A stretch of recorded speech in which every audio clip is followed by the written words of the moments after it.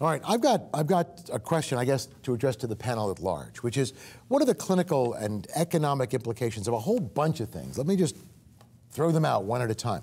Undiagnosed disease or late diagnosis. You touched on that early on. Well, you know, I think that the earlier you manage something, the better chance you have to need to worry less later. About 4 or 5 years ago, there was a publication in the Washington Post suggesting that the management of prediabetes cost $18 billion.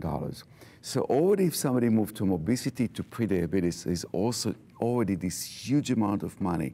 However, the management of diabetes costs $232 billion. So here's an economic effect and a life effect. Everything diabetes is 4 or 5 times more than non-diabetes. But that brings us to a very important question, one which seems logical, it's almost unquestioned, so I'll ask it. What proof do we have that early, aggressive treatment right now for prediabetes prevents people from going on, getting diabetes, becoming really expensive? Well, we've got data. I mean, we have data? We've got some data with drugs like metformin, you know, in treating prediabetes.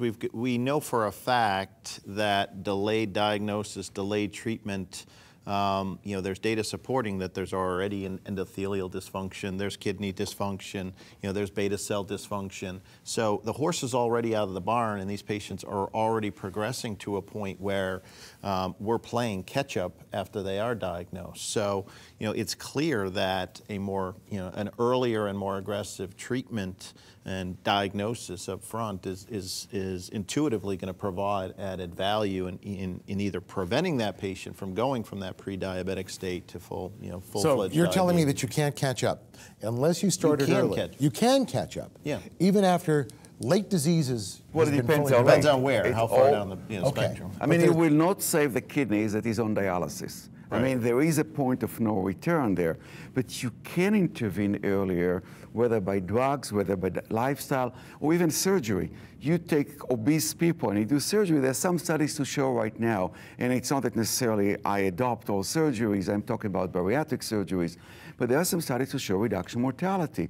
So by delaying the disease that much more, no matter how you get that weight loss, no matter how you reverse some of the lipid and glucose and the cardio comorbid condition that you talk about, then you delay the progression of end-stage organ damage. All right, so let me ask the other, I think, intuitively obvious question, which we all think we know the answer to, but you're the expert, so help me out on this one.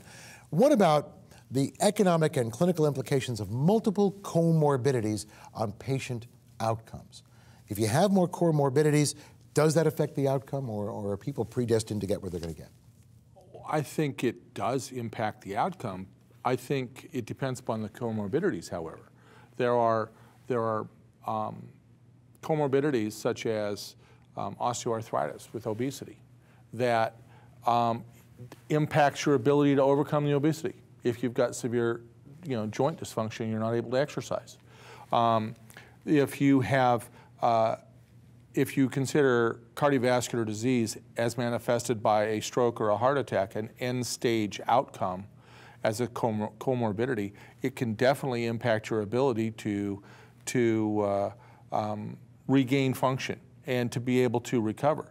Now, however, if your problem is hyperlipidemia or hypertriglyceridemia, there are plenty of studies that have demonstrated use of statins actually reduces intima media wall thickness in the carotid arteries and actually can reverse the manifestations of the disease, which could thus impact things. So I think, again, as was said, it depends upon the character of the milieu of the comorbidities in that individual.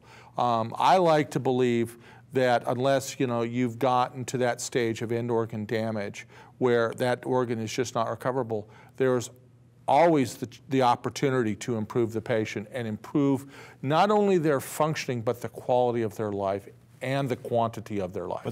And another aspect of your question is there were several studies done both from Framingham and from San Antonio actually looking at the more risk factors you have, the more complication, the worse the outcome. So if you've got just glucose, it's 1.